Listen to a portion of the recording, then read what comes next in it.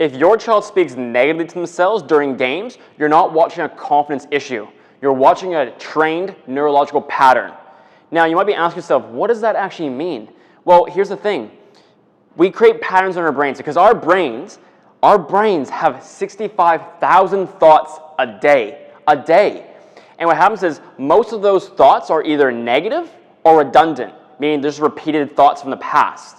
Now, what happens is our brain wants to create patterns because 65,000 thoughts in a day is ridiculous, right? And what's happening is when we have certain thoughts repeat over and over and over again, our brain goes, oh, that looks similar, that looks familiar. Let's create a pattern so I don't waste energy, because the brain burns 2/3 of the total body's calories.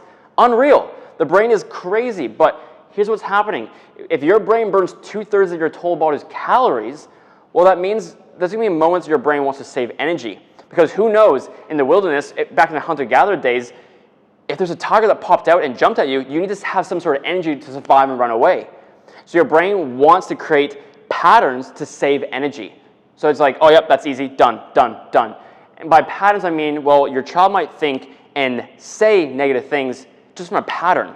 Not because they actually want to say that, because their brain's just programmed to say those things automatically, okay? Now, a few things I want to cover today is that we need to understand the brain before we start criticizing someone talking negative to themselves. Because as parents, you might have seen your child say something negative, but they just can't seem to stop. And you're like, just be more positive, believe in yourself, back yourself, and that never works. Parents think you just go, I need you to believe in yourself. That doesn't work because they're running on a different pattern and they can't stop it. And so what we need to do is we need to stop the pattern firstly, okay? Now, before we try to learn how to stop the pattern, let's understand how patterns are created, okay? Okay, so number one, the brain believes patterns, not truth. Whatever is repeated on a regular basis becomes a pattern. You know how you see a ute who drives into mud, and that every time a truck or a car drives over the same pattern, the same route, it gets a bigger and bigger rut, right? And the deeper it is, the harder it is to create level surface again. Now, that same thing happens in our brain, okay? Because what happens is our brain has these things called snaps, right? And these neurotransmitters and these like connections through our brain. And have you ever had a moment where you can't remember someone's name? You can't remember them. You're like, oh, hey. And you walk up, you're like, oh my gosh, what's your name? And you think, oh, your name, what's your name? And they bang, cool. And it's like, oh, Sally. Hey, Sally, how are you going? That's creating a neural pathway. You're just like, oh, that's Sally next time. So your brain wants to create a pattern so it doesn't forget that. Because if he has to keep doing this every time, that's a lot of energy, okay? And so next time you see Sally, like, oh, Sally, it's Sally, right? And you just remember. Now, our brain counts on patterns, not what's actually true. And so what happens is when your child fails at something, when they fail at something and they say, oh, I can't do it, I'm not good, there's a reason they're saying that in the first place. Let's think about this. When your child's a baby and they first do their first few steps, as they're getting older and they're like walking a bit more coordinated, they're not so unco, the first time they take a step, they fully stack it. They eat crap because they don't know how to walk yet.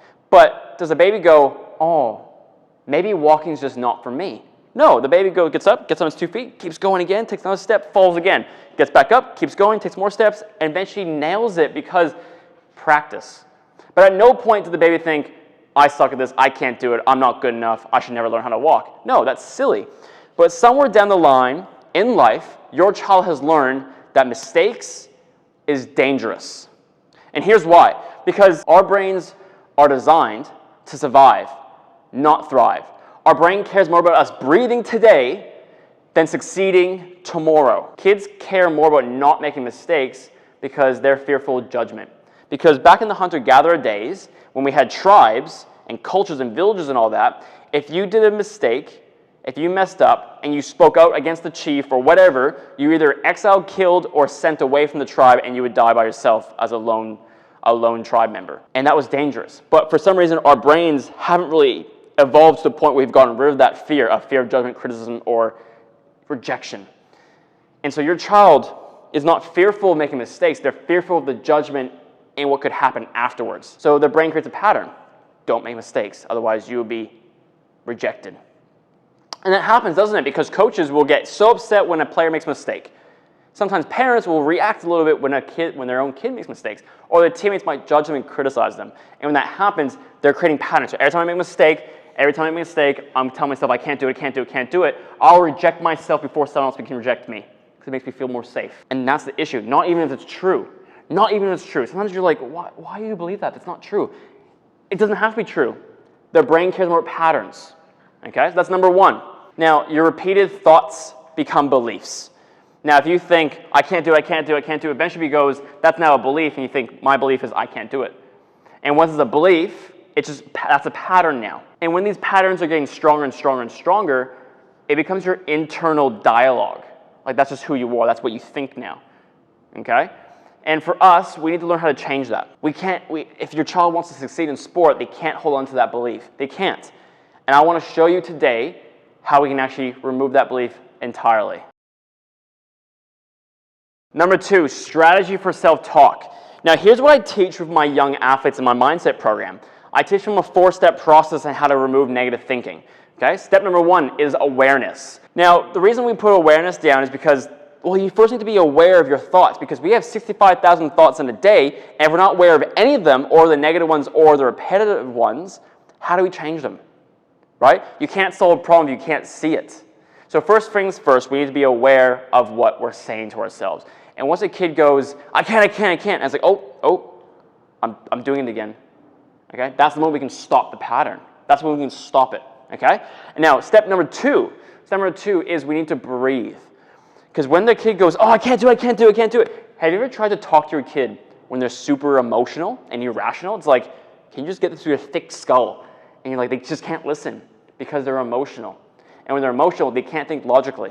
Okay? So we need to be able to train them how to control emotion and bring themselves back down to a logical point and increase conscious thinking. So they're thinking logically now. Okay? How do we do that? We need to learn how to breathe properly. You know when you get stressed or you get scared, you hyperventilate? That's what happens usually. But what if we can actually do the opposite and calm ourselves down? You know how meditation and yoga calms you down because they're focused on the breathing side of it. So what I want your child to do is learn how to breathe in for 4 seconds into the nose, and then exhale for 6 seconds through the nose as well. Okay?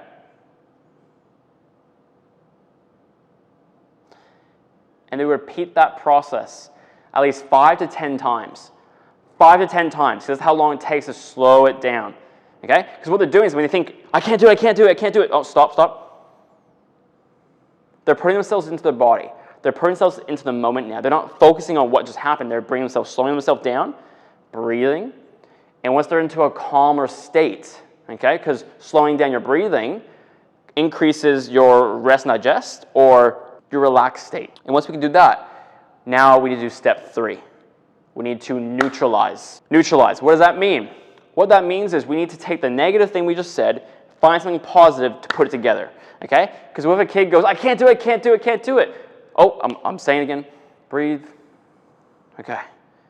I can't do it yet, but I might be able to do it soon or later, another day. Right? Once they say that, they bring it into perspective saying, oh yeah, you're right. I can't do it now, but I can probably do it later. Okay? And once they do that, they're like, okay, I removed that now. Remove that negativity out of my mind. Now we got to do step 4. Step 4 is the actions you need to do. Okay? But it's cool to relax yourself and bring the positive, but now we need something to actually take steps forward so we know we can do it. Okay? Step number 4, action. Figure out what the lesson is. So when I miss a shot, right, in say netball, miss a shot, I miss it long, and they go, I can't shoot. Be aware, breathe. It's okay, I just missed one shot. What can I do now to make sure I make the next one? Is that I bend my knees more? Is that I make sure which fingers the ball rolls off? Do I focus on where I look? Like stuff like that. They're adjusting and adapting and implementing so they can learn and grow from the mistakes. So that way, they don't just keep thinking, I can't. They're like, no, I can. Let me just figure it out. Because once it gets to a point where they have full confidence themselves to solve their own problems, that's self-trust. And when they have self-trust, they're going to have confidence. Because what happens is kids aren't confident because they don't trust themselves through challenges, high-pressure situations, or anything like that. They kind of crumble because they don't trust themselves in the moment. So what if they could actually have confidence in themselves through these situations? Well, it's doing stuff like this. Every time they can remove a negative thought, stop the pattern, be aware of it, breathe, neutralize it, and then find the action, and then implement they're going to find more results, more confidence in their life because they trust themselves that they can handle what they're going to be faced with in life. Okay? And that leads me to my last one. Number three, I want us to understand the neuroscience behind it, okay? Because this is not just woohoo stuff that I teach the young athletes. I teach a strategy and framework to make sure that they can learn how to truly understand what's happening in their brain so they can go out there and crush it in life and in sport. Now, what happens is we have thoughts in our lives. We have thoughts. We think of things, right? Some thoughts make us angry, sad, happy, surprised, excited, whatever. But those thoughts can create emotion. Right? So I can't do it. Saying those type of things puts into another lower type emotion, and you feel like crap. And so when you feel like crap, you feel emotion, what happens next? Your body language changes. You start seeing shoulders drop, maybe legs cross over. They start making themselves small and kind of insignificant. And once they do that, you see performance drop. Okay? That's number 4. You see performance drop because once they have a thought, motion, body language matches it, you'll see performance just crumble. And that's what you see a lot of kids.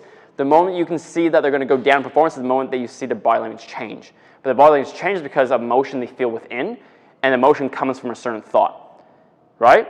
And so if we can learn this pattern, right, that these negative thoughts, and use the strategy for self-talk, we can stop those thoughts, stop the emotion, stop the body language, stop the performance from dropping. But once you understand this, you can fix all these other things. Okay? Now, I hope that's really helpful for you today, because this stuff I really, really love, and I teach it to all my athletes, especially all my athletes around Australia in my Mindset program. And if you're interested in learning more, you can email my email at jackson@rivalsapc.com. Send me a quick email. Just say, I loved your last YouTube video, or whatever, and just say, I would love to learn more about your program. And I'll be happy to offer you. But what I also do, before you jump my program, I'd love for you to join my upcoming free webinar. I'll have a link at the bottom of my YouTube video here in the description of the link to register for my upcoming free webinar. So you don't have to pay anything. Come join the webinar, see what it's all about, and maybe you might be interested in joining the program later, but no pressure either way. Now, if you loved the video today, subscribe, like, comment. Please do all those things that helps me keep building my YouTube channel up so we can help more young athletes, more parents just like yourselves to become better versions of yourselves. Awesome. Thank you, guys.